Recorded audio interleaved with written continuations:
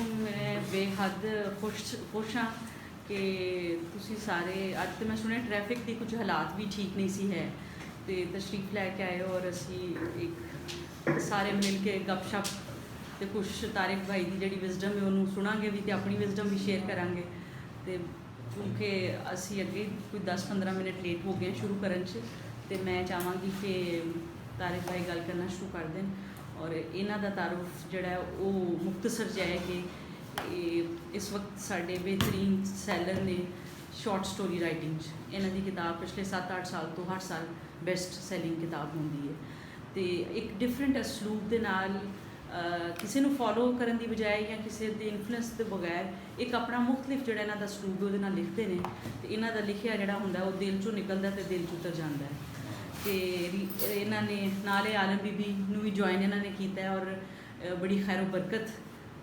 साढ़े कोल पहुँची इन्हों के जरिए तो असी सोचा कि खैर वाले बंदे दे कोलों कुछ खैर दी गल्लां सुनीए तो अच्छा एक साड़ा वक्त मुस्बत ते तामीरी हो सके।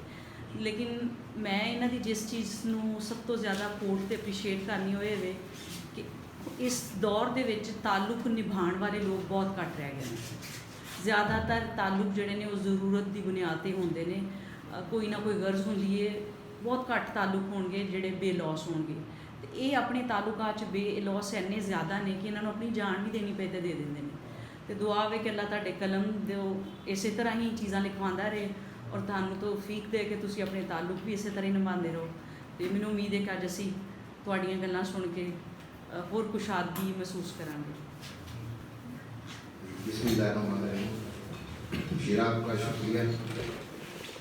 अजीब महफिल है कि जिसके लिए शाम मनाई जा रही है वो सबसे कम इल्म है इतनी बड़ी महफिल में, लेकिन ये भी कुदरत की तरफ से है। वो शायर ने कहा है ना कि आप जैसों के पास आंखें हैं हमें तो बात करना पड़ती है, तो आपके पास आंखें हैं मुझे बात करना पड़ेगा। कुछ बातें अब समझ आने लगी हैं। मैं चूँकि थोड़ा सा स्लो लर्नर हूँ तो मुझे बाद में बहुत बड़ी देर के बाद बातें समझ आती हैं। तो यदि हमें कुछ चीज़ें लगती थी कि ये इत्तेफाकिया होती हैं, अब बहुत अरसे के बाद पता चला कि सब कुछ प्लान्ड होता है, अल्लाह की तरफ से होता है, कोई शायद इत्तेफाकिया नहीं होती। और अल्लाह ताला ऐसे सिलसिले बनाते जाते हैं, आपको लर्निंग करवाते जाते हैं कि फिर एक वक्त आता है कि वो आपसे काम लेते हैं और जो डिज़ाइन ऑफ दी नेचर है उसमें आपको एडजस्ट कर देते हैं। मैं एक छोटे से गांव में पैदा हुआ, रिनाला खुर्द, जहाँ मिचल का बाग है और बहुत खूबसूरत एरिया है, बागात ही बागात है। तो छोटे से गांव में पैदा हुआ जहाँ पे यानी 7 गलियों की एक छोटी सी बस्ती थी, बस्ती रहीम बख्श। और वो दौर था कि लोग आग भी एक दूसरे से लेके जाते थे और एक ख़ानदान की तरह सारे रहते थे। और हम लोग वहाँ पे एक बरगद का दरख्त था और बरगद के दरख्त के साथ एक पीपल का दरख्त था और साथ एक छोटा सा खाल बहता था। तो सारा गांव जो था वो उसी बरगद के दरख्त के नीचे आके बैठ जाता था और ख़वातीन अलहदा बैठी होती थी, जो मेल थे वो अलहदा बैठे होते थे, बूढ़े अलहदा बैठे होते थे और बच्चे खेल रहे होते थे कभी दरख्तों के ऊपर और कभी इधर उधर। तो जब डाकिया आता था तो वो भी सीधा वहीं पे आता था क्योंकि घरों में कोई नहीं होता था, तो सारे लोग वहाँ बरगद के दरख्त के नीचे बैठे होते थे। तो अब जो यहाँ पे जो सोसाइटी है या जो वक्त ने चेंज आया है तो मुझे बड़ा अजीब सा लगता है कि हम लगता है कि जैसे हम तरक्की की तरफ नहीं ज़वाल की तरफ जा रहे हैं और शायद इतना ज़वाल के ज़वाल को भी ज़वाल आ गया है, इतने ज़वाल की तरफ चले गए। तो वहाँ पे मुझे याद है मेरा जो बचपन है वो बड़ा रिच है और उसी ने मुझे यहाँ तक पहुँचाया कि मैंने उसको देखता हूँ और फिर मुझे ज़िंदगी की समझ आने लगती है। मैं ज़िंदगी का स्टूडेंट हूँ। तो हमारे गांव में जब अंधेरा होता था तो अभी बिजली नहीं आई थी تو ماں شام ہوتی تھی تو ماں دیا جلا دیا کرتی تھی، تو وہاں چمگادڑیں بڑی آتی تھی، تو مجھے بتایا ہوا تھا کہ یہ خون چوس جاتی ہیں، کانوں میں گھس جاتی ہیں، تو میں اس کو مارنے کے لیے بھاگتا رہتا تھا. تو ماں کیا کرتی تھی کہ دوسرا دیا جلا دیا کرتی تھی. ایک دفعہ میں چمگادڑوں کو مارتے مارتے گرا، زخمی ہوا، ٹانگ پہ کافی زخم آیا. تو اس دن ماں بڑی روئی اور اس نے مجھے کہا کہ بیٹا کتنی چمگادڑیں مارو گے، یہ جو دنیا ہے یہ چمگادڑوں کا گڑھ ہے، اور اس میں ایک ہی طریقہ ہے کہ چمگادڑیں جو ہیں وہ اندھیرے میں دیکھنے میں قادر ہیں. تو اس کا طریقہ یہ ہے کہ روشنی کو گل نہ ہونے دو اور دیے جلاتے رہو. آج اتنے عرصے کے بعد سمجھ آئی کہ ہم ساری عمر چمگادڑوں کو مارتے رہتے ہیں، نفرت کی چمگادڑوں کو مارتے رہتے ہیں اور محبت کے دیے روشن نہیں کرتے. اللہ نے اتنے دیے پیدا کیے ہیں کہ محبت کا دیا ہے، انسانیت کا دیا ہے، قربانی کا دیا ہے، قرب الہی کا دیا ہے، عشق مصطفیٰ کا دیا ہے. تو ہم چراغ نہیں جلاتے اور نفرت کی چمگادڑوں کو مارتے رہتے ہیں. اسی طرح اس نفسا نفسی کے دور میں اب میں دیکھتا ہوں کہ ہر بندہ ایک دوڑ میں شامل ہے. تو مجھے ایک واقعہ یاد آتا ہے، بچپن میں ہم چھوٹے سے تھے، کوئی دوسری تیسری کلاس میں تھا، تو ہمارے گاؤں کے میں ساتھ ہی جو میرا دوست تھا جانی، اس کا کھیت تھے وہاں پہ. تو وہاں پہ کھیتوں میں ہم نا ایک گڈھا ہوتا تھا ان کا چکڑا، تو ہم اس پہ جایا کرتے تھے. تو وہاں اس کا ایک چھوٹا سا کتا ہوتا تھا جو وہ کبھی ادھر بھاگتا تھا، کبھی گڈھے کے ساتھ ساتھ، اور کبھی جو ہے وہ گڈھے کے نیچے نیچے بھاگتا، زیادہ تر نیچے نیچے بھاگتا تھا، اور کبھی ادھر ہو جاتا، کبھی ادھر ہو جاتا، کبھی آگے پیچھے، لیکن نارملی زیادہ تر. تو میں نے اس سے پوچھا چاچا نیاز یہ جو کتا ہے یہ گڈھے کے نیچے کیوں بھاگتا ہے؟ تو اس نے کہا پتر یہ سمجھتا ہے کہ یہ گڈھا میں چلا رہا ہوں. زندگی کے آدھی صدی میں گزار چکا ہوں، تو اب سمجھ آئیے، میں سلو لرنر ہوں، تو مجھے آپ سمجھ آئیے کہ زندگی کا گڈھا کوئی اور چلاتا ہے اور ہم سب نیچے بھاگنے والے لوگ ہیں. اور اس کی سمجھ اب اس وجہ سے بھی آئی کہ جب میں قبرستان جاتا ہوں تو کسی شکستہ قبر کو دیکھتا ہوں تو وہاں سے آواز آتی ہے کہ ہم بھی کبھی خود کو ناگزیر سمجھا کرتے تھے. تو یہ ہم اسی طرح پھر ہمارے گاؤں میں ایک سائیکل والا آیا کرتا تھا، تو وہ ایک دائرے میں چلتا تھا اور ان کا یہ ہوتا تھا کہ 3 دن وہ مسلسل سائیکل چلایا کرتا تھا اور ہم دیکھنے جایا کرتے تھے، اور وہ اسی پہ وہ کھاتا تھا، اسی پہ نہاتا تھا، اور مسلسل 3 دن. تو میں نے ایک دن گھر آ کے بتایا، میں نے کہا کہ وہاں سائیکل والا ہے اور وہ 3 دن سے مسلسل وہ سائیکل چلا رہا ہے. لوگ کھڑے ہوتے تھے، اس کو کچھ دیتے بھی تھے. تو میری نانی اماں تھی تو انہوں نے مجھے کہا کہ بیٹا جب تم زندگی کی سائیکل چلانا تو سیدھی چلانا، دائرے میں سائیکل چلانے والا مداری بن جاتا ہے. آج میں اتنے عرصے گزرنے کے بعد مجھے پتہ چلا کہ میں بھی اپنی ذات کے ارد گرد اپنی زندگی کی سائیکل چلاتا رہا ہوں، اور جو اپنی ذات کے دائرے کے ارد گرد گھومتا رہتا ہے وہ تو مداری بن جاتا ہے. اور پھر مجھے پتہ چلا کہ جو سیدھی سائیکل چلاتا ہے اسے الف کی سنگت نصیب ہو جاتی ہے، اور انسان وہی ہے جو اپنی ذات سے باہر نکل جاتا ہے. ابھی ہم نے یہ عالم بی بی ٹرسٹ جوائن کیا ہے، تو یعنی مجھے یہ تھا کہ انسانیت یہ ہے کہ اگر کوئی ڈوب رہا ہو تو تم ساحل بن جاؤ. تو یہ بات فرا کو پہلے پتہ تھی، تو وہ ہم سے پہلے عالم بی بی ٹرسٹ میں آئیں اور انہوں نے جوائن کیا، بلکہ شروع کیا. تو ہم سب اپنی ذات کے دائرے کے گرد گھومتے ہیں، اور انسان تو وہ ہے جو کہ اگر تم کوئی ڈوب رہا ہو تو تم ساحل بن جاؤ. اور ساحل جو ہمیں بعد میں پتہ چلا کہ ہم رب کو آسمانوں میں ڈھونڈتے تھے، بعد میں پتہ چلا کہ وہ تو ٹوٹے ہوئے دلوں میں رہتا ہے۔ اس کے بعد ہمارے گاؤں میں ایک لڑکا تھا، کالو کالو ہمیں اسے کہتے تھے، تو وہ ایک دفعہ اس کی والد نہیں تھا تو اس کی والدہ تھی، تو ہر وقت اس کے ساتھ، اس کو سرکس دیکھنے کا بڑا شوق ہوتا تھا۔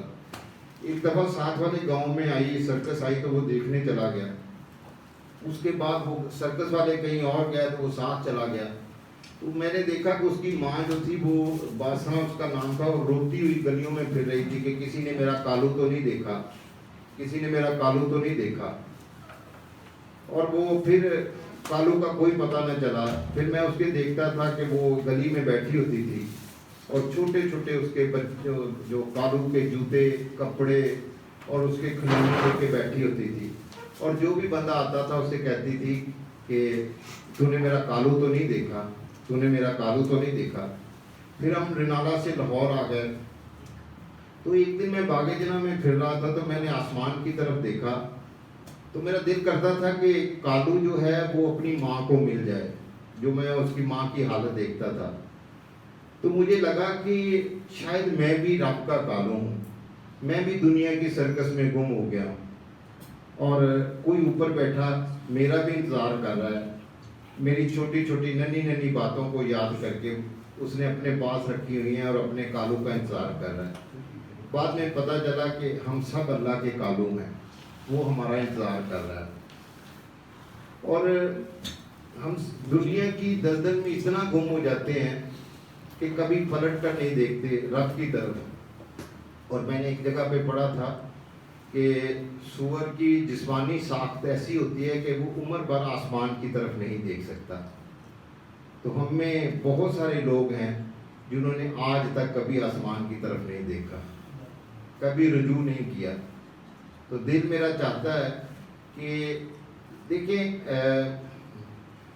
مسلسل دستک سے در کھلی جایا کرتے ہیں، اور آپ اس در پہ دستک دیں گے تو وہ یقیناً، اور اگر اس میں درد کی خوشبو شامل کر لیں تو گھر والا جو مکین ہے وہ دوڑ کر دروازہ کھولنے آتا ہے۔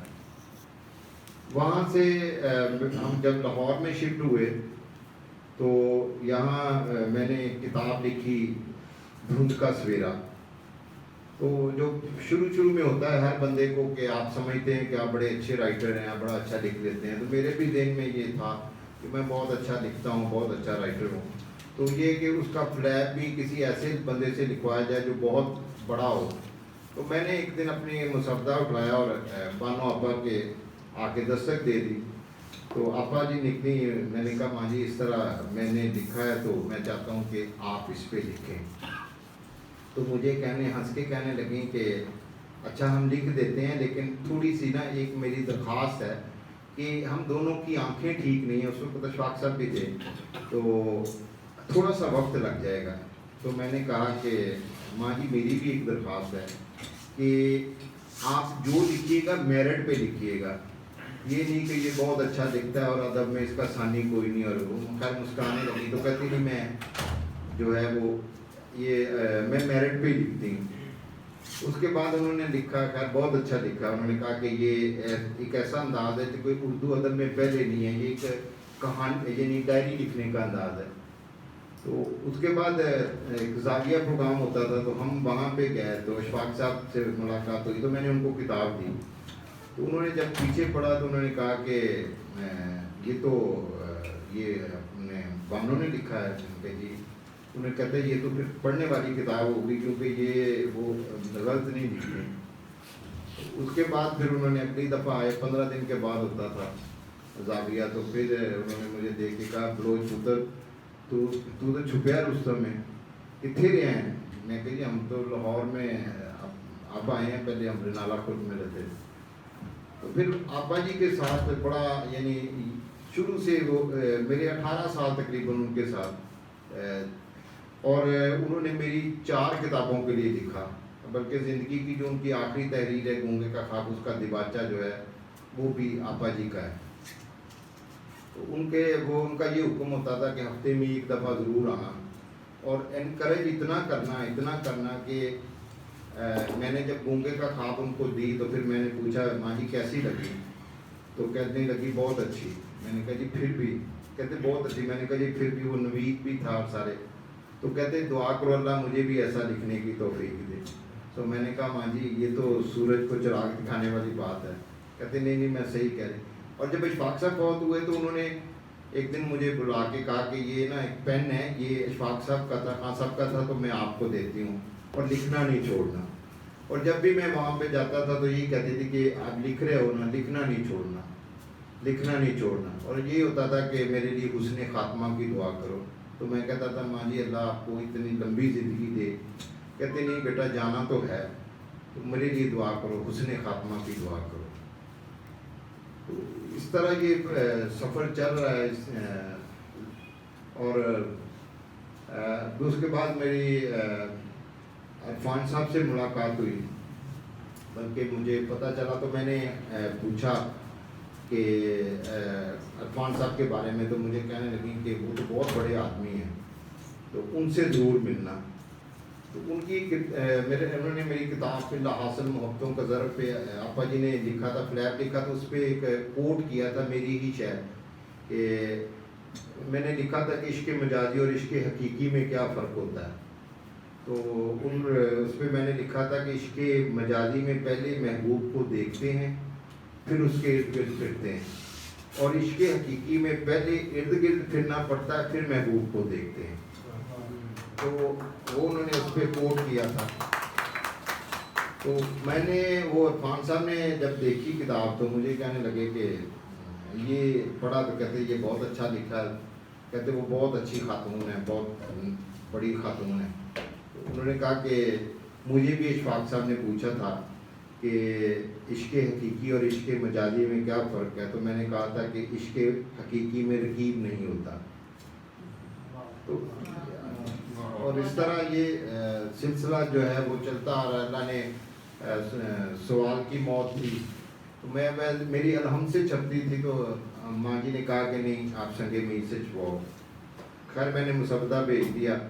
تو میں نے پھر افضال صاحب سے کہا کہ جی آپ اس کو پڑھ لیں, آپ اگر آپ کے اس میں آتی ہے آپ اس کو میرٹ پہ. تو کہتے نہیں جو مجھے ماں جی نے کہہ دیا اس کے بعد کوئی گنجائش نہیں بچی.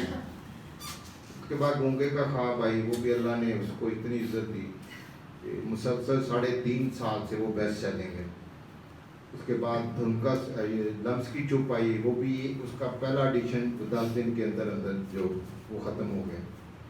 تو الحمدللہ اب یہ کہ اس میں کچھ اقتباسات ہیں, میں وہ آپ کی نظر کروں گا. آپ سارے جو ہیں وہ مجھ سے زیادہ علم والے ہیں کہ مجھے یہاں پہ بٹھا دیا گیا, ورنہ وہی میں نے کہا نا کہ آپ جیسوں کے پاس آنکھیں ہیں, ہمیں تو بات کرنا پڑتی ہے. تو ابھی میں نے ایک افسانہ لکھا تھا عاجزی کا تکبر, تو اس کی بہت زیادہ لوگوں نے اپریشیٹ کیا, بلکہ بہت جو مذہبی حلقے تھے تو انہوں نے بھی ہمیں کہا کہ ہمیں اس افسانے کے بعد ہمیں اپنی زندگی کو دوبارہ شروع کرنا پڑ رہا ہے, کیونکہ ہمیں پتہ نہیں چلتا, ہم عاجزی کے تکبر میں آ جاتے ہیں اور ہم یہ سمجھ رہے ہوتے ہیں کہ ہم بڑے نیک ہیں. تو اس پہ میں نے لکھا تھا, اس کا ایک پیراگراف میں آپ کو سناتا ہوں. رب نے آج تک کبھی رحم کی اپیل رد نہیں کی, بشرطے کہ یہ سچے دل سے کی گئی ہو. رب نے انسانوں کو دنیا میں بھیجنے سے پہلے جنت میں رکھا اور اسے یہ سمجھانے کے لیے کہ دنیا کو جنت کی طرح خوبصورت بنانا ہے, مگر دل میں صرف اور صرف جنت بنانے والے کو رکھنا ہے. اختیار اسباب کو کرنا ہے, مگر بھروسہ صرف مسبب الاسباب پر کرنا ہے. کچھ لوگ ڈپریشن میں جا کر مذہبی ہو جاتے ہیں, مگر میں سمجھتا ہوں دین سے یہ مجبوری والا تعلق انسان کو زیب نہیں دیتا. رب کی عبادت اس لیے کرو کہ وہ لائق عبادت ہے. اعمال تو مخلوق کی طرح ہوتے ہیں اور مخلوق پر بھروسہ ایک طرح کا شرک ہے. دنیا اور آخرت کی کامیابی صرف اللہ کے فضل سے مشروط ہے. نیکی اور تکبر میں بال برابر فرق ہوتا ہے. وہ بڑا بدقسمت ہے جو خود کو نیک سمجھنے لگے. نیک سمجھنے سے توبہ کی توفیق چھن جائے گی, جس سے توبہ کی توفیق چھن گئی اس سے شرف انسانیت چھن گیا. जिस जिक्र इबादत और नेकी में इखलास ना हो, उस जिक्र इबादत और नेकी से तकब्बर पैदा होता है, जिसे आजिज़ी का तकब्बर कहते हैं। ये सब तकब्बरों से बुरा तकब्बर है।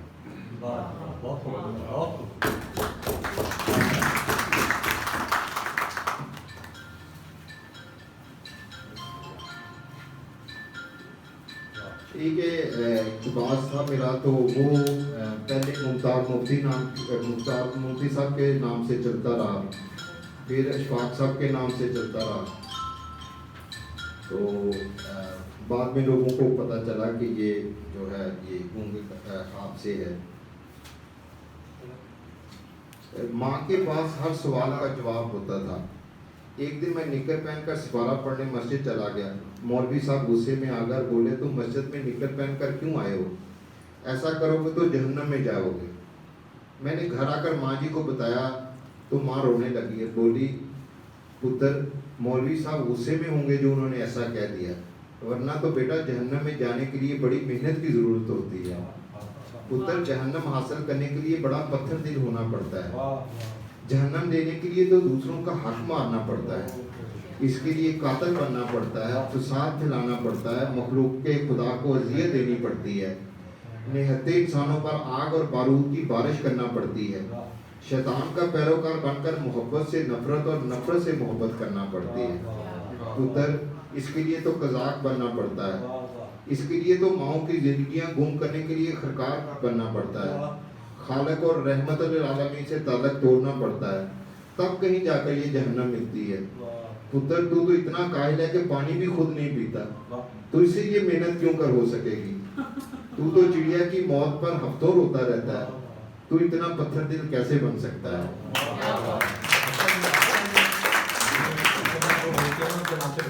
हाँ जी, वो बस अब इशफाक साहब के नाम से मुझे ही भेजा लोगों ने। तो एक हम गांव में थे, तो वहाँ पे ना मैं लेने जाते थे कोई ग्रोसरी वगैरह, तो दुकानदार परचून की दुकान होती थी, तो हम उस दुकान पे जाते थे जो हमें झुमका देता था। वो एक फुलड़ियाँ सी होती थी फीकी सी, तो हमें वो भी बड़ी स्वाद लगती थी। तो हमने ये होता था, चाचा फतेह मोहम्मद होता था, तो हम कहते थे कि वो झुमका ज़्यादा देता है। तो फिर जब मैं यहाँ पे जब मैंने बताया ना मैं स्लो लर्नर हूँ, तो अब समझ आने लगी है चीज़ों की। इतने अरसे के बाद उसको कोई झुमका लेते थे तो पता नहीं चलता था। तो उसके लिए मैंने एक अफसाना लिखा कि मैं उस वक्त मट्टी और मट्टी से बने खिलौनों से खेला करता था।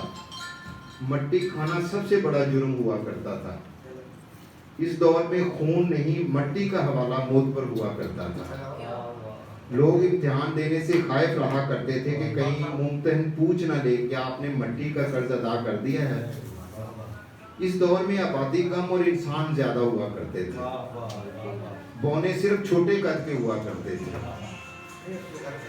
भेड़िए सिर्फ जंगलों में या कहानियों में पाए जाते थे। सहमी खुशियों का कहीं तसव्वुर न था। फाख्ता और जिंदगी हम मानी हुआ करते थे। शब की रकासा जर की झनकार पर रक्स नहीं किया करती थी। दीवार में चुनवाए गए लोगों के सिवा हर कोई जुल्म पे एहतजाज किया करता था। जिस दिन एक आमर ने अपना ही मुल्क फतह किया, उस दिन मेरी माँ बहुत परेशान थी और वो सहमी हुई मेरे पास आई। उसने मेरे हाथ से खिलौना लेकर मुझे कलम और किताब थमाकर बोली, बेटा जाओ, कलम जिसकी कसम रब्बे जुल जलाल ने खाई है उसका तकद्दस और लफ्ज़ की हुर्मत बहाल करो, वगरना फैसले यूं ही तलवारों से लिखे जाते रहेंगे। तो ये मैं जो है सारी उम्र दुनिया ढूंढता रहा कि दुनिया मुझे मिल जाए, दुनिया मिल जाए, लेकिन बाजार में मुझे कहीं दुनिया नहीं मिली।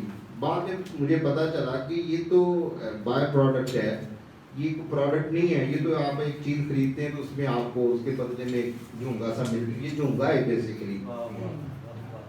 तो उसके फिर मैंने वो उसी के भी लिखा कि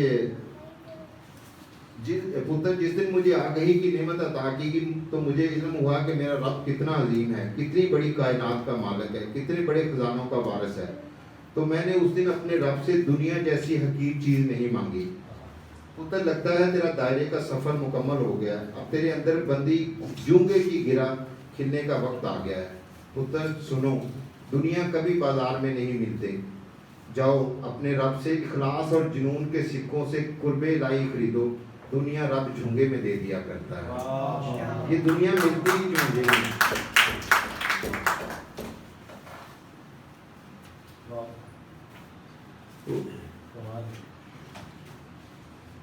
बहुत शुक्रिया भैया आपका। ये एक अफसाना था मेरा आईना, तो उस पे मैं आपको एक पैराग्राफ का सुनाता हूँ। मेरा बाप जहर पीने वाले कबीले से ताल्लुक रखता था। वो सकरात की तरह जानता था कि वो कुछ भी नहीं जानता। उसे ये भी मालूम था कि सच बोलने वाले को जहर का प्याला पीना पड़ता है, वगरना एहसास के मंसूर को सूली पे चढ़ाना पड़ता है। हम दोनों में एक बात मुश्तरक थी, हम दोनों को टूटा हुआ आईना मुस्कुराता हुआ नजर आता था। वो कहता था ये दुनिया भी अजीब है, यहाँ इज़्ने सुखन सिर्फ उसी को मिलती है जिसकी जुबान पत्थर की और होंठ गीली मट्टी से बने हो। मैंने अपनी माँ को नहीं देखा, सुना है जब मैं 1 साल का था तो वो दुनिया छोड़ गई थी। मैंने एक दिन अपने बाप से पूछा, बाबा माँ क्या होती है? मेरे बाप ने मेरी तरफ देखा और वो रोने लग गया। काफ़ी देर रोने के बाद बोला, बेटा माँ और दुआ एक ही हस्ती के 2 नाम हैं। जो अपने बच्चे के एक आंसू पे अपना सारा जेवर बेच दे, उस हस्ती को माँ कहते हैं। मेरे बाप को न जाने शहरों से नफरत क्यों थी। हम जब भी उसे गांव छोड़कर शहर में आबाद हुए, आकर आबाद होने का कहते तो वो कहता तुम अभी नादान हो, शहर रहने के लिए नहीं होते, सिर्फ खरीदारी के लिए होते हैं।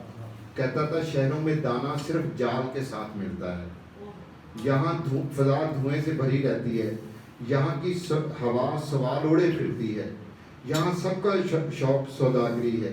शहरों में ज़रपरस्ती की वबा फैल चुकी है। अनकरीब माँ अपने बच्चे से दूध की कीमत मांगेगी। यहाँ कोई किसी का महबूब नहीं होता। मैंने पूछा, बाबा महबूब किसे कहते हैं? वो बोले, जो जवाब ना देकर भी लाजवाब कर दे और जिसके लिए आखिरी गाड़ी भी छूट जाए, वो महबूब होता है। मैंने पूछा, बाबा ये सूफी दरवेश फकीर कौन होते हैं? कहने लगे, बेटा ये सब पूजागर होते हैं, मगर सिर्फ उसी का आप खोरा बनाते हैं जो अपनी ज़ात को मट्टी कर चुका हो। ये सब पूजागर होते हैं, मगर सिर्फ उसी का आप खोरा बनाते हैं जो अपनी ज़ात को मट्टी कर चुका हो। ये लोग तलब को बढ़ा देते हैं, ये तबीब भी होते हैं और सबका इलाज नज़र से करते हैं।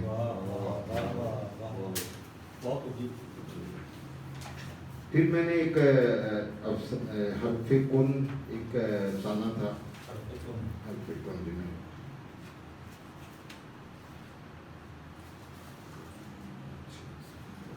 जी,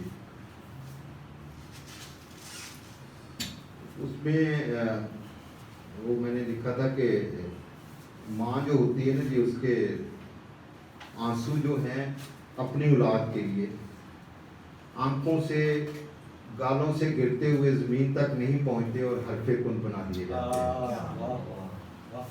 हम दोनों उस शहर आसाइब में रहते थे जहां लाशें तो रोज मिलती थी मगर कातिल नहीं मिलता था। ये खून का फलसफा भी अजीब है। उसे किसी भी स्याही से लिखें ये नज़र सुर्ख ही आता है। उसको दरख्तों के कटने, घोंसलों के उजड़ने और परिंदों के कम होने और सहम जाने का दुख बहुत है। वो कहता है दरख्त काटना फितरत से जंग है। जो इंसान ज़्यादा अक्लमंद बनकर फितरत से लड़ाई मोल लेता है तो फिर उसे यकीन का चमन छीनकर गुमा के सहरा में फेंक दिया जाता है। और फिर ऐसी कौमों का सबसे बड़ा मसला पार्टी बन जाता है और फिर ये कौमें इस चंद रोज़ा फ़ानी दुनिया में हाउसिंग स्कीमों और प्लाजों के कारोबार में उलझ जाया करती हैं और अपना सब कुछ ईंट और गारे में लुटा दिया करते हैं। लहलहाती सरसब्ज़ फसलों की जगह धुआं उगलती फैक्ट्रियाँ और प्लाजे बन जाया करते हैं। फिर प्रॉपर्टी डीलर मोहल्लात में और सागर फुटपाथ पर सोते हैं। मालिक मकान किराएदारों का खून पीने और उनके बच्चों का रिज़्क खाने लगता है और फिर लोग शोहरत की भूख मिटाने के लिए अपना किरदार बेच देते हैं और मुहतरम बन जाते हैं। इन कौमों का एहसास ज़ियां जाता रहता है। ये सिर्फ गुजरते लम्हों ही में जीना शुरू कर देते हैं और ऐसी गैर फितरी ज़िंदगी गुजारने वाली कौमें बेशुमार नफसियाती रूहानी बीमारियों और उलझनों का शिकार होकर आमलों, पीरों, फकीरों और दुआ करने वालों के पीछे भागना शुरू कर देती हैं। उनकी जिंदगियां अमल, तफक्कर और मेहनत से खाली हो जाया करती हैं। इनको छोटे छोटे मसले पहाड़ दिखाई देने लगते हैं। इनको बूट का तस्मा बांधना भी अजाब दिखाई देता है। और फिर ये आमलों और दरवेशों के पास जाकर कहते हैं, हमें ऐसा अमल बता दें और दुआ करें कि हमें बूट का तस्मा बांधना ना पड़े, या ऐसा वजीफा बता दें कि जिसके पास बूट का तस्मा बगैर हाथ लगाए खुद बहुत बन जाए। हालांकि दुआ हमेशा एक्ट के साथ जुड़ी होती है। लोग रिज़्क और मालो दौलत के पीछे कत्लो गारत और लड़ाई झगड़े पर उतर आते हैं। जैसे दो मुंह वाला सांप पैदा होते ही आपस में खुराक के लिए लड़ पड़ता है, और फिर इस कौम का अलमिया समाजी इंतशार, मादा प्रस्ती और सियासी बिखराव बन जाता है, और फिर रोशनी को अंधेरों से जुदा करने में बरसों लग जाते हैं। मैंने यही कहा मैंने कि मैं ज़िंदगी का तालिब इल्म हूँ, तो मुझे ज़िंदगी की समझ नहीं आई। फिर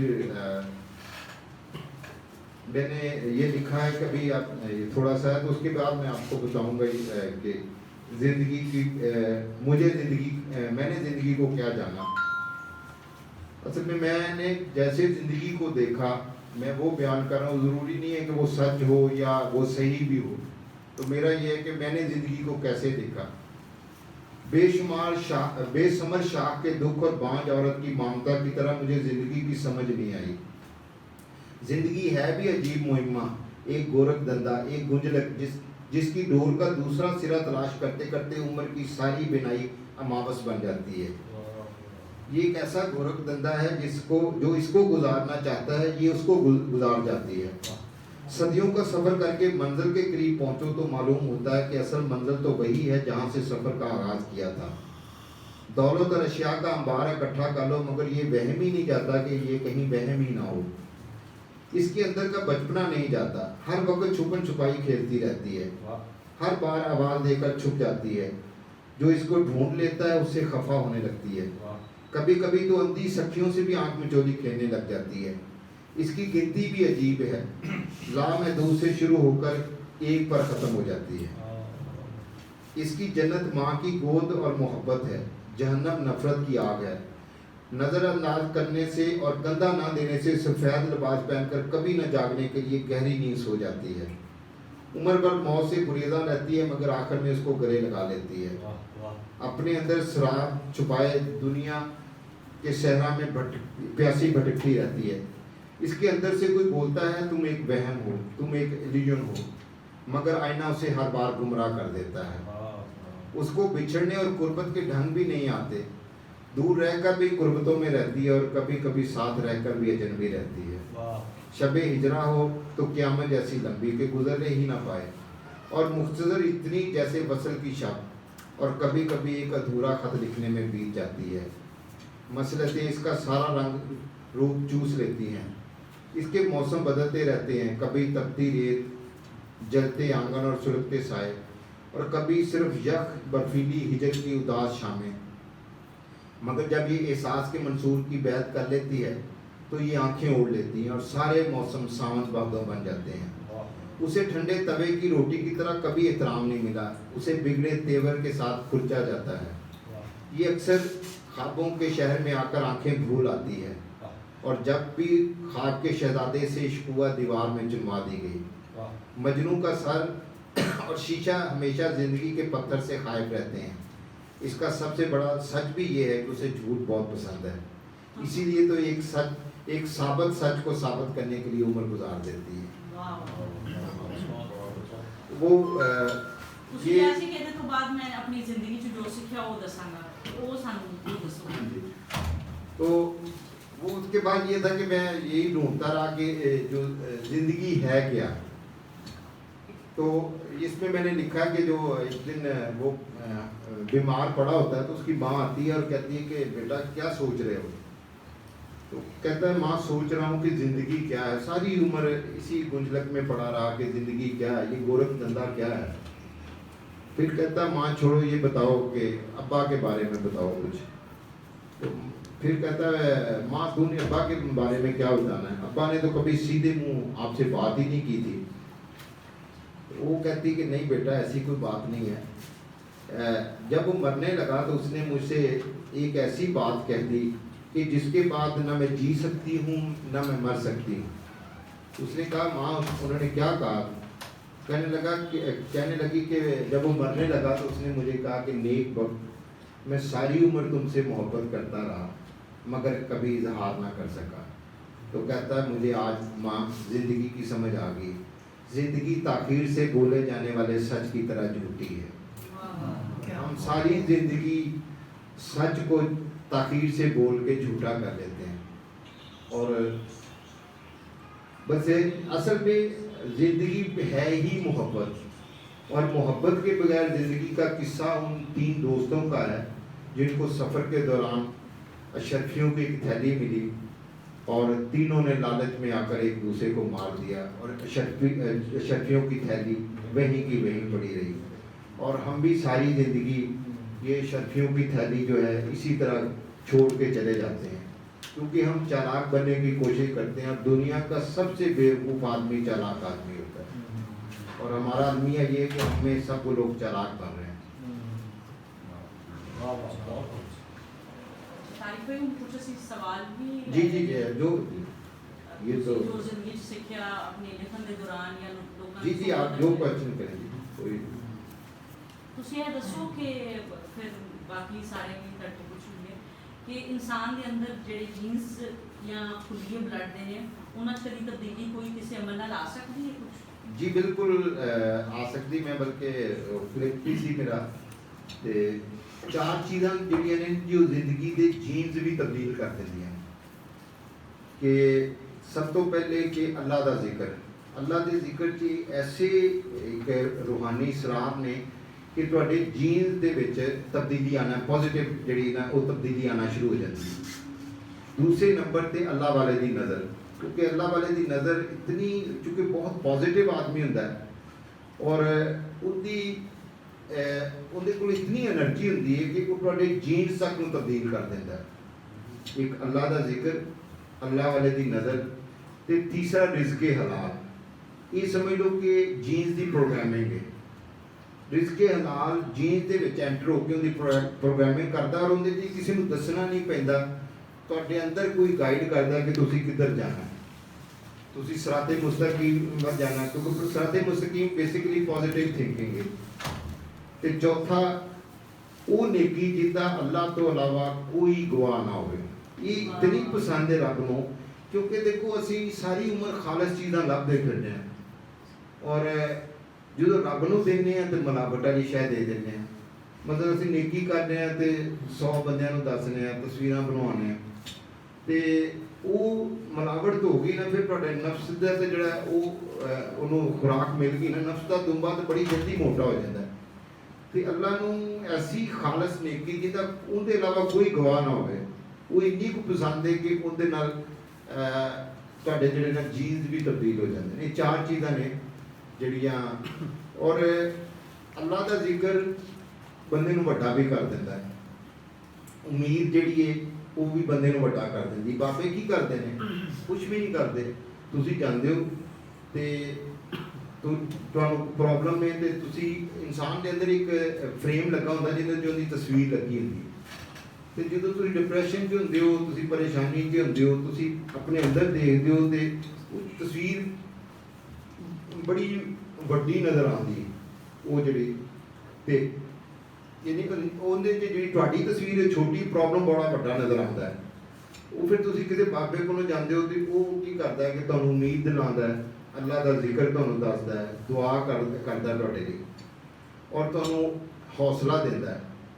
ਫਿਰ ਜਦੋਂ ਤੁਸੀਂ ਆ ਕੇ ਦੇਖਦੇ ਹੋ ਤੇ ਤੁਹਾਡੇ ਅੰਦਰ ਜਿਹੜਾ ਫਰੇਮ ਉਹਦੀ ਤਸਵੀਰ ਬੜੀ ਵੱਡੀ ਹੋਈ ਹੁੰਦੀ, ਔਰ ਪ੍ਰੋਬਲਮ ਤੁਸੀਂ ਦੇਖਦੇ ਹੋ ਤਾਂ ਬੜਾ ਛੋਟਾ ਜਿਹਾ ਹੁੰਦਾ ਹੈ। ਪ੍ਰੋਬਲਮ ਤੁਸੀਂ ਖੁਦ ਹੀ ਹੱਲ ਕਰਦੇ ਹੋ, ਇਹ ਲੋਕ ਤੁਹਾਨੂੰ ਵੱਡਾ ਕਰ ਦਿੰਦੇ ਨੇ। ਸਾਹਿਬ, ਤੁਹਾਡੀਆਂ ਤਹਿਰੀਰਾਂ ਦੇ ਵਿੱਚ ਰੂਹਾਨੀਅਤ ਦਾ ਬਹੁਤ ਹਿੱਸਾ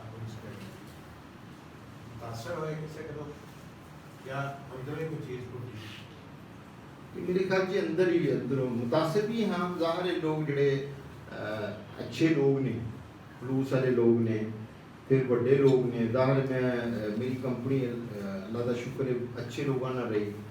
आपा जी नाल रही, इशफाक साहब नाल कुछ अरसा गुजरिया, फिर बाबा रफानुल हक साहब ने, ਤੇ ਮੈਨੂੰ ਇਹਨਾਂ ਦਾ ਮੁਤਾਲਿਆ ਕਰ ਮੈਂ ਇਹਨਾਂ ਨੂੰ ਪੜ੍ਹਦਾ ਰਹਿੰਦਾ ਸੀ ਕਿ ਇਹ ਲੋਕ ਇੰਨੇ ਵੱਡੇ ਕਿਉਂ ਹੋਏ ਨੇ। ਤੇ ਫਿਰ ਪਤਾ ਲੱਗਦਾ ਸੀ ਕਿ ਇਹ ਕੀ ਕਰਦੇ ਸੀ ਕਿ ਆਪਣੀ ਵਿਲ ਨੂੰ ਅੱਲਾ ਦੀ ਵਿਲ ਦੇ ਅੱਗੇ ਸਰੈਂਡਰ ਕਰ ਦਿੰਦੇ ਸਨ। ਔਰ ਫਿਰ ਇੱਕ ਰੱਬ ਦਾ ਆਪਣਾ ਇੱਕ ਨਿਜ਼ਾਮ ਹੈ, ਮੈਂ ਦੱਸਿਆ ਨੇ ਕਿ ਲਾ ਆਫ ਨੇਚਰ ਹੈ ਔਰ ਇੱਕ ਡਿਜ਼ਾਈਨ ਆਫ ਦੀ ਨੇਚਰ ਹੈ। ਲਾ ਆਫ ਨੇਚਰ ਹੈ ਕਿ ਜੋ ਕਰੋਗੇ ਉਹ ਤੁਹਾਨੂੰ ਮਿਲ ਜਾਏਗਾ। ਇੱਕ ਡਿਜ਼ਾਈਨ ਆਫ ਦੀ ਨੇਚਰ ਹੈ ਕਿ ਜਿਹਦੇ 'ਚ ਅੱਲਾ ਇੱਕ ਡਿਜ਼ਾਈਨ ਬਣਾਉਂਦਾ ਔਰ ਤੁਹਾਨੂੰ ਫੜ ਕੇ ਉੱਥੇ ਐਡਜਸਟ ਕੀਤੀ ਜਾਂਦਾ। ਔਰ ਇਹ ਜਿਹੜੀ ਦਰਵੇਸ਼ੀ ਵੀ ਇਹ ਵੀ ਅਦਾ ਹੈ, ਤੁਸੀਂ ਮਿਹਨਤ ਨਾਲ ਨਹੀਂ ਕਰ ਸਕਦੇ। ਔਰ ਇਸ ਮੈਂ ਲਿਖਿਆ ਆਪਣੇ ਉਹਦੇ ਅਫਸਾਨੇ 'ਚ ਕਿ ਇਸ ਕਾਇਨਾਤ ਦਾ ਸਭ ਤੋਂ ਵੱਡਾ ਰਾਜ਼ ਜਿਹੜਾ ਉਹ ਇਖਲਾਸ ਹੈ। ਰੱਬ ਨੂੰ ਪਸੰਦ ਹੀ ਇਖਲਾਸ ਹੈ, ਕੁਆਂਟਿਟੀ ਉਹਨੂੰ ਨਹੀਂ, ਉਹਨੂੰ ਕੁਆਲਿਟੀ ਪਸੰਦ ਹੈ।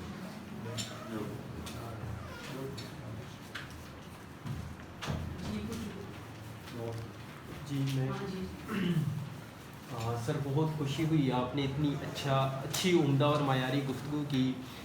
सवाल ये है सर, कोई ज़िंदगी का पछतावा आप महसूस करते हो कि काश ऐसा ना होता? और दूसरी बात ये कि कोई ऐसा अनोखा काम या बहुत ही अच्छा शानदार काम जो आपकी लिस्ट में मतलब कि अभी पेंडिंग में हो, पाइपलाइन में हो, आप समझते हो कि ये मैं कभी वक्त आने पे करूँगा? देखिए, जो सूफ़ी होता है ना वो साहिब हाल होता है, ना वो माजी में रहता है ना फ्यूचर में रहता है। माजी पछतावा है और फ्यूचर जो है वो अनसीन होता है, तो वो खौफ है। तो इसीलिए शम्स कहते हैं कि हर लम्हे में जन्नत है, हर लम्हे में दोज़ख है। आप अगर मोहब्बत से रहते हैं, मोहब्बत आप अख्तियार करते हैं तो आप जन्नत में रह रहे होते हैं। और अगर आप लड़ते हैं, नफ़रत करते हैं तो आप लड़खड़ा कर जहन्नम में गिर जाते हैं। हर लम्हे में जन्नत है, हर लम्हे में जहन्नम है। ये हम पे डिपेंड करता है कि हम उसको क्या अडॉप्ट करना चाहते हैं। पछतावा यही है कि उसने दिया ज़्यादा, शुक्र कम हुआ है, तो उसका पछतावा रहता है। और उसी पे मैं अल्लाह से माफ़ी मांगता रहता हूँ, इस्तग़फ़ार करता रहता हूँ। तो बाकी फ्यूचर में यही है कि जी कि मेरा दिल चाहता है कि सबको रब के साथ जोड़ दूँ, क्योंकि अल्लाह कहता है कि मैं एक छुपा खजाना था और फिर मुझ में मोहब्बत पैदा हुई और मैंने कायनात को तख्लीक किया। तो मेरा दिल करता है कि ये ख़जाना सबको मिले। और यही कोशिश होती है कि रब के साथ और रब के साथ बताया जाए कि रब इतना बड़ा ख़जाना है और वो उसके कालू सारे उसके कालू हैं। वो बस बैठा हुआ है कि वो कोई कालू आए और वो उसकी सारी चीज़ें लेके, उसकी बचपन की छोटी छोटी बातें याद करके, और वो उसके इंतज़ार में बैठा होता है। और ये इतना कोई मुश्किल नहीं है, टेस्ट डेवलप करना पड़ता है। और मैंने एक दुआ मांगी थी, बल्कि 2 दुआएं थी जो मैं मांगता भी हूँ और मांगी भी हैं कि या अल्लाह मेरा हलाल चीज़ों में टेस्ट डेवलप कर दे। और अल्लाह ने मेरा हलाल चीज़ों में टेस्ट डेवलप कर दिया। अब मुझे परिंदे अच्छे लगते हैं, पौधे अच्छे लगते हैं, अच्छे लोग अच्छे लगते हैं, बच्चे बहुत अच्छे लगते हैं, और सच्ची बातें, इल्म अच्छा लगता है। टेस्ट डेवलप कर ये अल्लाह मेरा जो है ना, यानी हलाल चीज़ों में अल्लाह ने मेरा टेस्ट जो है वो डेवलप कर दिया है। तो दूसरे मुझे फ़ोन आया, एक मेरी फ़ैन थी, उसने पिंडी से, तो उसने कहा कि सर मैं उम्रा करने जा रही हूँ, तो मुझे बताएं मैं कौन सी दुआ मांगूँ। तो मैंने कहा आप कौन सी दुआ मांगेंगे? उसने कहा कि मैं जब सारे ये कहते हैं कि जब आप खाना काबा को पहली दफ़ा देखते हैं तो जो दुआ मांगते हैं कबूल हो जाती है। तो मैंने कहा अच्छा क्या दुआ मांगेंगी? तो कहने लगी कि मैं दुआ मांगूंगी कि मुझे जो मैं मांगूँ मुझे मिल जाए, यानी मेरी हर दुआ कबूल हो जाए। तो मैंने कहा कि अच्छा बड़ी बात है, क्योंकि अल्लाह ने आपको इतने इल्म और इतना फ़हम अता कर दिया कि आपको पता है कि आपके लिए बेहतर क्या है और बुरा क्या है। मुझे तो आज तक नहीं पता चला, मैं तो उसी से यही कहता हूँ कि जो बेहतर है वो मुझे अता कर दे। वो मुमताज़ मुफ्ती वाला वो है कि वो किसी को बुखार नहीं जाता था तो वो दरगाह ले गए, और बाद में वो बुखार तो ठीक हो गया, फिर उसका जिस्म अकड़ गया। तो डॉक्टर कहते थे इसको बुखार हो तो फिर ठीक हो सकता है। और डॉक्टर इंजेक्शन लगाते थे किस तरीके, तो हमें नहीं पता होता कि हमें अच्छा क्या है। तो कहती सर फिर मैं क्या दुआ मांगूं? मैंने कहा सिर्फ एक दुआ मांगे कि या अल्लाह मुझे पसंद कर ले, क्योंकि वो जिसको पसंद कर लेता है उसे फिर कभी नापसंदीदा नहीं होने देता, ना अपने लिए ना अपनी मखलूक का। यही दुआ मांगे कि या अल्लाह हमें पसंद कर ले और हमारा हलाल चीज़ों में टेस्ट डेवलप कर दे। जी डॉक्टर साहब ਤੁਸੀਂ ਕੁਝ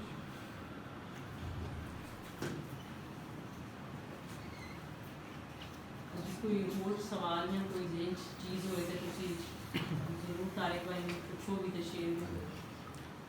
अपने मुल्क को आप किस शक्ल में देखना चाहते हैं आइंदा आने वाले 10 साल में, कि यहाँ क्या हो?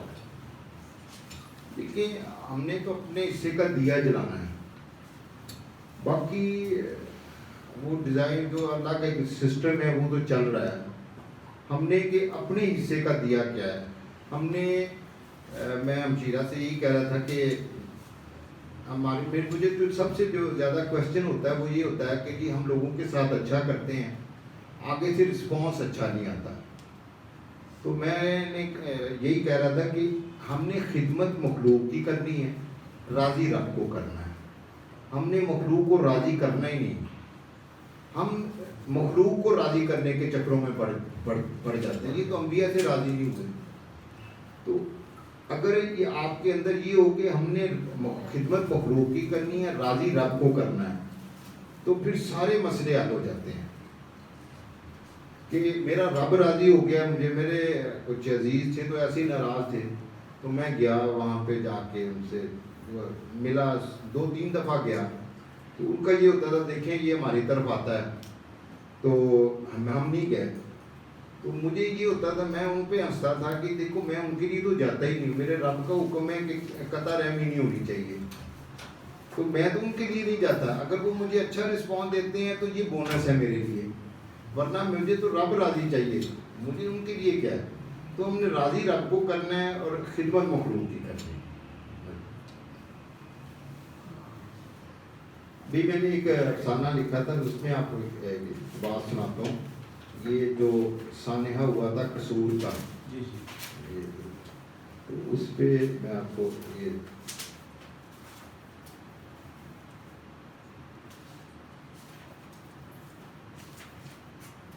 टूटी कमान वाली ऐनक,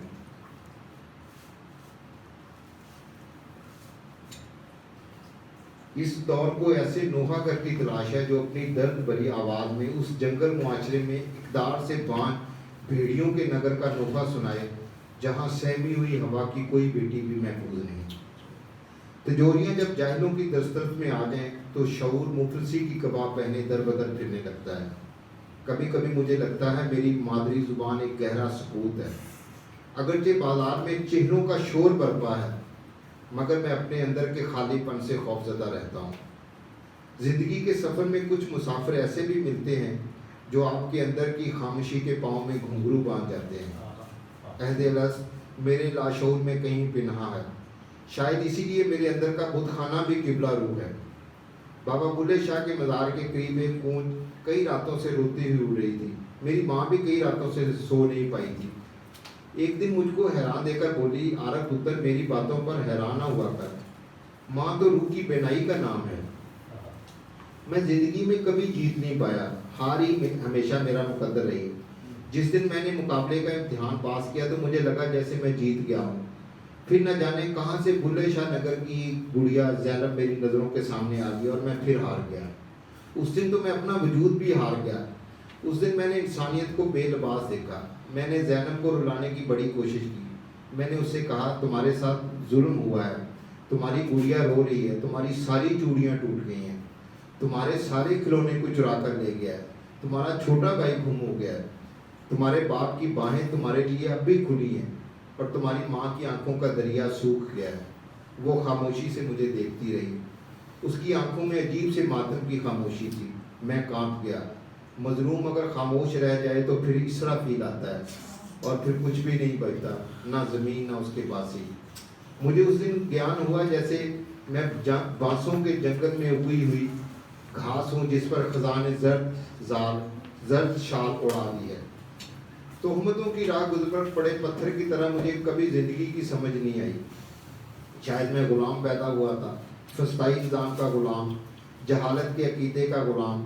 غلام تو کبھی بھی خود کو نہیں سمجھ سکتا، اسے خود کو سمجھنے کی ضرورت بھی نہیں ہوتی، کیونکہ وہ سمجھتا ہے کہ وہ صرف دوسروں کی غلامی کے لیے پیدا ہوا ہے۔ مجھے نہیں معلوم میرا دکھ کیا ہے، شاید مجھے اپنے دکھ کو سمجھنے کے لیے کئی افسانوں، کئی ندووں اور کئی زمانوں کی مسافت درکار ہے۔ شاید ہجر مکمل بھی ہو جائے تو کہانی نہیں مکمل ہوتی۔ شاید میرا سب سے بڑا دکھ آگہی ہی ہے، آگہی کے دکھ روح کو زخمی کر دیا کرتے ہیں۔ لوگ اتنے جلد باز کیوں ہیں؟ رکھ رکھاؤ، وفاداری، اصرار اور خلوص کہاں گئے؟ آدمی چند ملاقاتوں کے بعد مر کیوں جاتے ہیں؟ کچھ حقیقتیں بدنما، گجلک اور ناقابل برداشت کیوں ہوتی ہیں؟ وقت کا بگڑا ہوا بچہ زندگی کے کھلونوں کی دکان سے ہر کھلونا کیوں خریدنا چاہتا ہے؟ یہاں کا محنت کش میلے سے آ کر اکیلے میں چھپ چھپ کر روتا کیوں ہے اور بڑبڑاتا ہے کہ مٹی کے کھلونے بھی ارزاں نہیں رہے، اور پھر اپنے بیٹے کو اپنے حصے کی روٹی بھی کھلا دیتا ہے۔ خیالوں کے خیمے میں بیٹھا میں سوچ رہا ہوں، میں کون ہوں؟ میں زمانے جیسا کیوں نہیں بنا؟ میری اب کی تصویر ماضی کی تصویر سے ذرا بھی کیوں نہیں ملتی؟ کبھی کبھی مجھے لگتا ہے میں کسی کھنڈر کے ٹوٹے ہوئے مینار کی طرح ہوں۔ مجھے کچھ یاد سا پڑتا ہے، کبھی میں زندہ بھی ہوا کرتا تھا۔ میرے دل کے رباب پر صرف اسی کے ساتھ بجا کرتے تھے، اس کی کچکول کی طرح گہری اور کالی آنکھیں، جس کی جنگل آنکھوں میں میں راستہ بھول گیا تھا، جس کے مقدر کا آنچل وقت کی خاردار جاڑی سے الجھ گیا تھا۔ پھر میں نے اینٹ اور گارے کے تابوت میں زندہ لاش دیکھی، جس کی آنکھوں میں گیلی لکڑی جیسی سلگن تھی۔ اگرچہ سورج سے منسوب میں نے بہت سے نام دیکھے ہیں، مگر اندھیرا ہے کہ بڑھتا ہی جا رہا ہے۔ روشنی پہ نہ جانے کیا عذاب آیا ہے، شام سے پہلے ہی رات ہونے لگتی ہے۔ یہاں رہائی بھی پر کاٹ کے ملتی ہے اور تالی ناپ جانے والے ہاتھ کاٹ دیے جاتے ہیں۔ کیسا عجیب دور ہے، یہاں صرف حماقت کے زور پر ہی زندہ رہا جا سکتا ہے۔ کیسا عجیب دور ہے، یہاں صرف حماقت کے زور پر ہی زندہ رہا جا سکتا ہے۔ دریا خشک، شکستہ، بے آباد حویلیاں، پرانے حجرے اور اداس اور غلام گردشیں، آٹوں کی پیاس لیے گلیاں۔ مجھے یاد آیا اس نے ایک بار کہا تھا تم بھی غلام ہو۔ میں نے پوچھا غلام کون ہوتا ہے؟ بولی ایسا کوئی انسان جو تخلیق کار عورت نہ بھی اور پھر بھی سوالوں کی بوچھاڑ میں رہے، اسے غلام کہتے ہیں۔ وہ صحیح کہتی تھی، میں ہر لمحہ وقت کے کٹہرے میں کھڑا ہوں۔ جہالت نے ہمارا فکری ارتقاء اور ذہنی نشو و نما بھی روک دی تھی۔ علم کا پانی تحقیق نہ ہونے کی وجہ سے ایک جگہ رک کر جوہر کی شکل اختیار کر گیا تھا، اور پھر ایک حادثہ، حادثے کے بعد پھر حادثہ، نوحہ، ماتم، آہو فغاں، مذمت، ملامت، ملبے کے نیچے اٹھنے والی چیخو پکار، جس کو ہم قومی نعروں میں چھپا دیتے ہیں۔ کچھ بھی تو نہیں بدلا سوائے نعروں کے۔ کپڑے کی فیکٹریاں بڑھتی جا رہی ہیں مگر کفن بوریوں کے دیے جا رہے ہیں۔ کھوکھلاہٹ کی دلدل میں پھنسا زندہ لوگوں کے گردے بیچنے والا جوں پرور آڑتی سماج، جس میں صرف قابیل ہی قتل ہونے سے بچ رہے گا۔ مال و زر کی ہوس اور جنون میں مبتلا عالم یہ جانتے ہوئے بھی کہ علم صرف اسی وقت نافع ہو سکتا ہے جب آپ کے اندر سے آپ کے دل سے دنیا کی محبت نکل جائے۔ اس شفاف معاشرے میں جہاں ننھے فرشتوں جیسے پھول اور تتلیوں سے نازک بچوں کو دودھ بھی خالص نہیں ملتا، ہم شیطان کو کنکریاں مارنے نکل پڑتے ہیں۔ احتیاج سوچنے کا انداز بھی بدل دیتی ہے۔ سورج کو جب رات کی حرمت کا خیال نہ ہو تو وہ دن بھر سوئی رہتی ہے، اداسی شب کی پتلیوں میں رقص کرتی رہتی ہے۔ کائنات کا منظر دسمبر کی شام جیسا لگنے لگتا ہے۔ گھنی دلدل سے کی صورت برکت سے گھنا دکھ لیے اداسی شام اوڑے میرے اندر خاموشی کے گھر اترتی ہے تو میری نظمیں رونے لگتی ہے، قلم سے خون رسنے لگتا ہے۔ فٹ پاتھ پر پڑی کتابوں کی زخم زخم لاشیں مجھے رو رو کر کہتی ہیں آخری لفظ کے مرنے تک لکھو، وگرنہ بلے شاہ کے خارج زدہ شہر میں زینب ماں کی گود سے نہیں اترے گی۔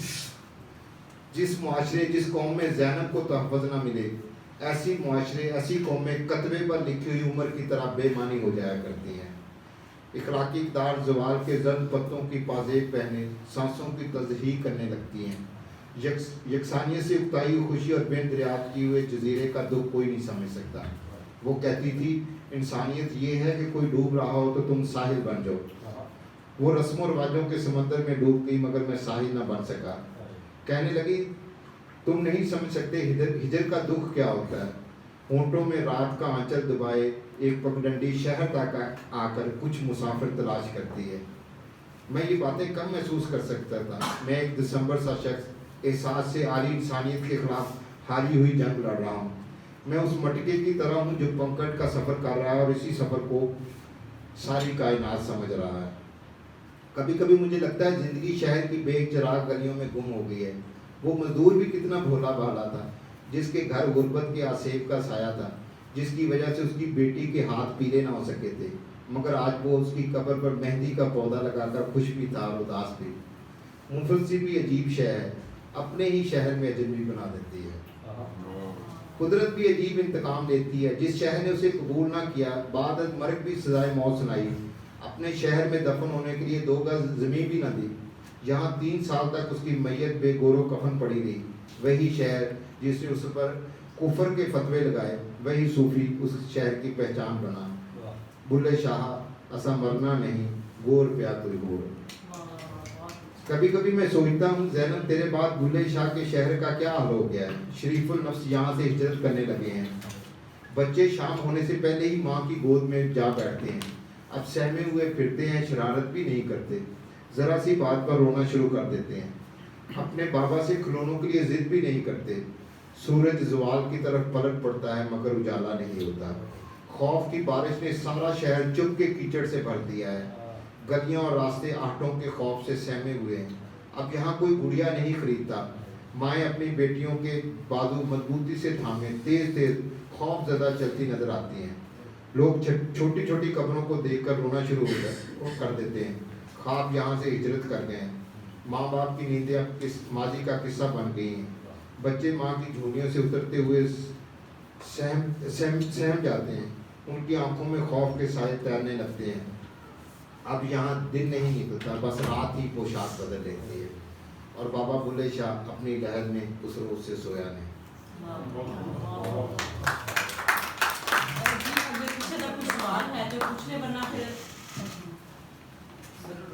आपके सामने पढ़ने और समझने का सफ़र जारी है। उसमें एक सवाल ये है कि सामने पढ़े हमसे ये समझ आइए, किसी से ताल्लुक़ में आने के बाद बंदे की ज़िंदगी बदल गई, कहीं पे कोई लारंस बाबा मिल जाते हैं, कहीं पे कुछ, तो आज हम किन से ताल्लुक़ में आए और ताल्लुक़ मजबूत कैसे करें कि हम भी बदल जाएं? देखिए, जब बंदा जो है ना जी यंग होता है तो वो कहता है मैं सारी दुनिया बदल लूँगा। फिर आहिस्ता आहिस्ता कहता नहीं आधी दुनिया, फिर कहता पाकिस्तान, फिर कहता नहीं अपने शहर को, फिर घर को, और आखिर में तो उसे पता चलता कि मैं खुद को बदल लूँ तो सब कुछ बदल जाएगा। तो देखिए, तलाश जो है ना वो करते रहें। अल्लाह जो है वो उसको देखता है कि इसके अंदर पीछे कितना एक जोश है। रब जो है वो जुनून से मिलता है, उससे दुआ करते रहें। बस प्रॉब्लम ये है हमारे कि लाशौरी तौर पर हम या दुआ करते हैं या मेहनत करते हैं। जो दुआ है वो एक्ट के साथ जुड़ी हुई है। हमें पहले पूरी मेहनत करनी है, कोशिश करनी है, फिर रब से दुआ करनी है। तो यही एक फार्मूला है कि मेहनत और दुआ, क्योंकि मेहनत जो है वो इस कायनात का हुस्न है और दुआ इसका हाशिया। तो अल्लाह भी आपने जैसे अभी कहा कि वो बाबा जी ने पूछा था कि ये जो रूहानियाँ आपकी सारी तसनीफ में है सिलसिला, तो क्या आप किसी से इंस्पायर है या आपके अंदर की ये कोई चीज़ है? तो आपने कहा कि मेरे कुछ लोगों की सोहबत मुझे मिली, कुछ मेरे अंदर में था, तो वो जो अंदर था उसकी धूल उतर गई और निकल के सामने आई। तो वो तब का वक्त है जब कोई अल्लाह वाला था, या जो वो गवाह नेकी जो करते थे उसमें गवाह अल्लाह को रखते थे, तब तो वो एक सिलसिला था। लेकिन अब दौरे हाज़िर में तो बहुत, मेरे ख्याल में तो मुझे तो कभी अभी तक नज़र नहीं आया कि जिस वो नेकी की हो जिसका गवाह अल्लाह रखा हो। तो इस तरह के लोग अगर मिलेंगे नहीं तो फिर वो कहाँ पे जाएगा? और दूसरी बात यह है कि कोई भी चीज़ होती है तो वहाँ का जो इन्वायरमेंट या माहौल होता है ना, वो उस चीज़ को तब्दील करता है। मसलन एक पौधा है तो वो भी अगर उस माहौल में टेम्परेचर में रहेगा तो रहेगा, वरना वो मर जाएगा। तो इसी तरह इंसान की भी एक सोच है, इंसान की भी जज्बात हैं, तो वो ख्यालात हैं। जब तक वो इन्वायरमेंट नहीं उनके ख्यालात को मिलेगा, सोच को, जज्बात को, तो वो कैसे फिर उसका वो अंदर वाला सिलसिला एक बेहतर होगा। क्योंकि बाहर में मेरा जो अपना व्यू है کہ جو ہم لوگ بولتے ہیں, جو ہمارے منہ سے لفظ نکلتے ہیں, وہ کہیں بھی نہیں مرتے, وہ ہوا میں رہتے ہیں, فضا میں رہتے ہیں, جو کہ آنے والی نسلوں کے کانوں میں بھی وہ جائیں گے.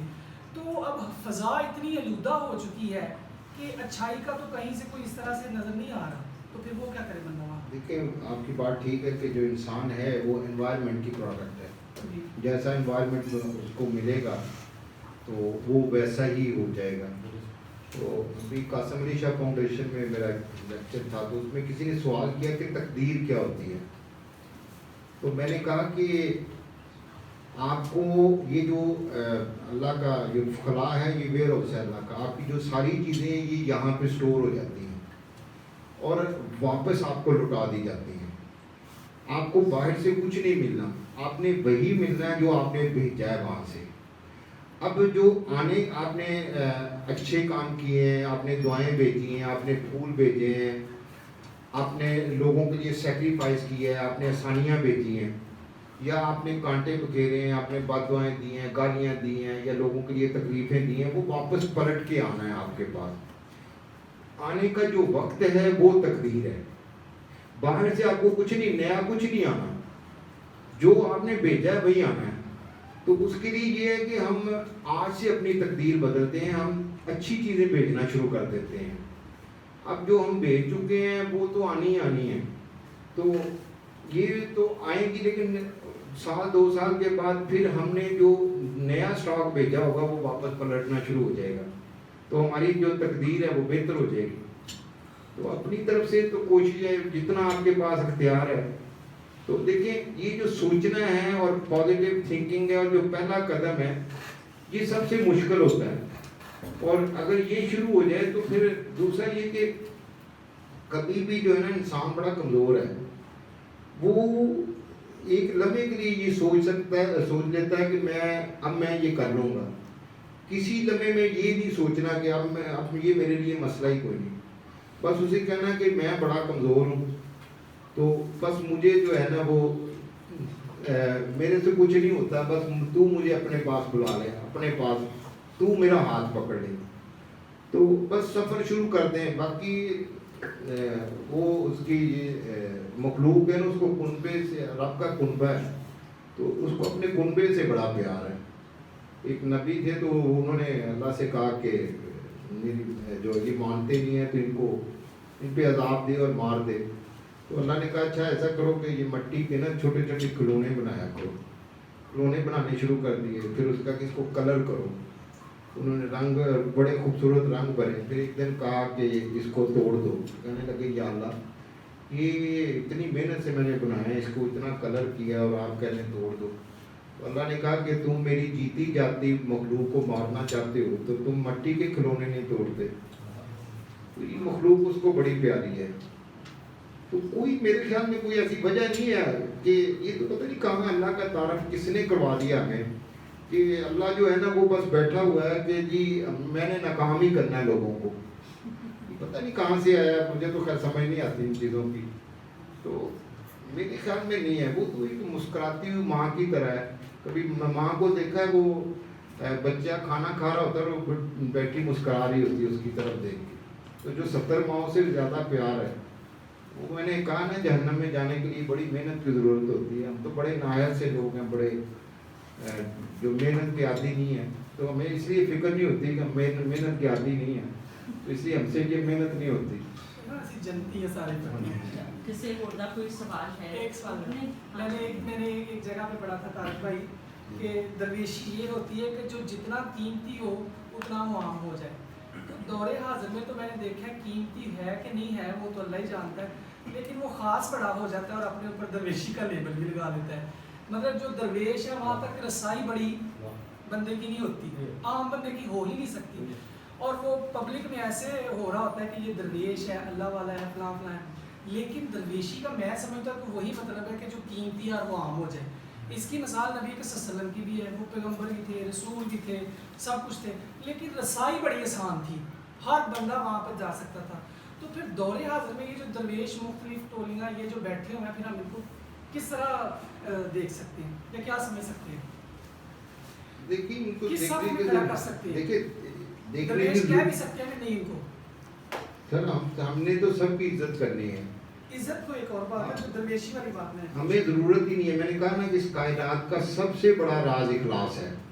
अगर आप इखलास से वो सफ़र शुरू करते हैं तो क्यों नहीं अल्लाह आपको जो है वो वेलकम कहेगा। बाकी देखिए हम ना परफेक्ट बनने की कोशिश करते हैं, हम हर आदमी जो है ना ख़ास बनने की कोशिश करता है, हालांकि जितने मज़े आम बन के रहने में कहीं पे भी। दूसरी बात ये है कि हज़रत हंज़ला एक दफ़ा खड़े थे गली में तो कह रहे थे कि हंज़ला मुनाफिक हो गया, हंज़ला मुनाफिक हो गया। हज़रत अबू बकर सिद्दीक़ वहाँ से गुजरे तो उन्होंने कहा क्या हुआ। उन्होंने कहा कि जब मैं आप सल्लल्लाहु अलैहि वसल्लम के पास बैठता हूँ तो मेरी कैफियत और होती है, जब मैं यहाँ आता हूँ तो मेरी कैफियत बदल जाती है, इसका मतलब मैं मुनाफिक हूँ। तो हज़रत अबू बकर सिद्दीक़ ने फरमाया कि ये तो कैफियत मेरी भी ऐसी होती है, तो चलें आप चलते हैं आप सल्लल्लाहु अलैहि वसल्लम के पास। तो जब आप सल्लल्लाहु अलैहि वसल्लम के पास गए तो आपने फरमाया कि ये ऐन ईमान है, अगर ये कैफियत जो मेरे पास बैठ के होती है अगर ये आपकी मुसलसल रहे तो फरिश्ते आपके सलाम को उतरें। तो हम और उन्होंने आपने फरमाया कि अगर तुम 10% भी छोड़ दोगे दीन को तो तुम हलाकत में पड़ जाओगे, और अगर एक दौर आएगा जो 10% भी इख्तियार कर लेंगे वो तुम्हारे कमाल को पहुँचेंगे। तो हम तो उस दौर में 1400 साल पीछे और पता नहीं कितनी दूर कई हज़ार पीछे हैं, तो हमें इतना इस पे नहीं जाना चाहिए, बस जो होता है अच्छा वो करते जाएं, अल्लाह से मांगते जाएं। आखिर पे तारिक भाई आप कोई एक्स्ट्रैक्ट में सुना दे तो फिर हम हमारी कोशिश करते हैं। मैंने ना जी एक उस पर आप बात सुना देता हूँ, डिमोड एक्स फालिक्रोमिक अफसाना लिखा था जी। तो उसमें एक मखलूक है जो हमारी आई लैशेज है इसके अंदर रहती है और वो बाकायदा पैदा होते हैं, अपनी नस्ल आगे बढ़ाते हैं, खाते पीते हैं और मर जाते हैं। तो ये भी जिंदा है, ये साइंटिस्ट जानते हैं, डॉक्टर भी बहुत कम जानते हैं। तो मैं सोच रहा था कि हम भी वी आर लाइक जस्ट डिमोड एक्स फालिक्रोम, हम भी पैदा होते हैं, अपनी नस्ल आगे बढ़ाते हैं और खाते पीते हैं और मर जाते हैं। और किसी को ये भी, अब वो डिमोड एक्स फालिक्रोम को ये नहीं पता होता कि वो कितने बड़े आदमी की पलकों में है, वो कायदे आज़म की है, बानो अपर की है, इशफाक साहब की है। तो ये इसी तरह हम भी डिमोड एक्स फालिक्रोम, हमें भी नहीं पता होता कि हम कितने बड़े रब के जो हैं वो बंदे हैं, उसके नायब हैं। नायब होना बहुत बड़ी मसजूद मलाइक हैं और कितना बड़ा वो रब है और जिसके हम बंदे हैं। तो हमें असल में अपना मुकाम नहीं पहचानना आता। अगर हमें अपना मुकाम पता है, मसजूद मलाइक है, हमें पता चल जाए तो फिर हम वो काम ना करें जो हम कर रहे हैं। तो यही मैंने कहा ना कि अल्लाह हमारा हलाल चीज़ों में टेस्ट डेवलप कर दे। बस जज़ाकल्लाह जी, आपने बताया नहीं किया नहीं, आज भी नशिस्त के लिए जज़ाकल्लाह बिल खैर, अल्लाह ताला आपके विजडम में और इल्म में इजाफा फरमाए, अच्छी सेहत दे। आप सब लोगों का भी बहुत शुक्रिया कि आप तशरीफ़ लाए और गुफ्तगू इतनी मोहब्बत और तवज्जो से सुनी। हम 2005 में हमने बैठक के नाम से एक फोरम शुरू किया था और फिर 2013 तक वो फोरम चलाया। उसके बाद कुछ वजूहात की बुनियाद पर फिर हम प्रोग्राम हमें ख़त्म करना पड़ा, लेकिन अब ये अक्टूबर 2020 में दोबारा से हमने अपना वही प्लेटफॉर्म शुरू किया है और इस बार इसका नाम हमने चेंज कर दिया, क्योंकि जब हमने इसको बनाया तो बैठक था और पिछले कुछ अरसे में बहुत सारी बैठकें बन गई। अब हमने इसका नाम रखा है दरगाह। तो ये बैठक की रीलॉन्च है with new name, new place. तो इस सिलसिले में हम महीने में 2 नशिस्त हमारी हुआ करेंगी, एक परमानेंटली हमें जवेद साहब की और एक जैसे तारिक भाई आज आए हैं तो इसी तरह ही हमारे दूसरे मेहमान हुआ करेंगे। तो अब हमारी अगली नशिस्त जुमेरात को हमें जवेद साहब के साथ है। आप में से अगर किसी ने अपना नाम और नंबर नहीं लिखा तो वो लिख दें ताकि हम उनको इनवाइट कर सकें, इसलिए कि हम ये एक पब्लिक इवेंट के तौर पे नशिस्तें नहीं करना चाहते, इसलिए हमने एड्रेस भी नहीं दिया था। तो सिलेक्टिव लोगों को ही बुलाना चाहते हैं ताकि वो प्रोग्राम जो है उन तक पहुँचे तो आगे खुद ही और लोगों तक भी पहुँच जाएगा। तो अभी आपके लिए थोड़ा सा हमने मौसीकी का है, क्योंकि मुझे नहीं पता कि आप इसमें क्या सोचते हैं, लेकिन हम तो यही सुनते हैं कि मौसीकी रूह की ग़िज़ा है।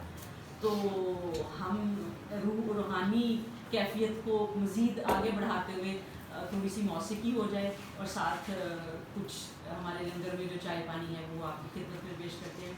जज़ाकल्लाह बिल खैर, अल्लाह ताला आपको आसानियाँ दे और आसानियाँ तकसीम करने का शर्फ। अच्छा, चाय जो है ना सेल्फ सर्विस है,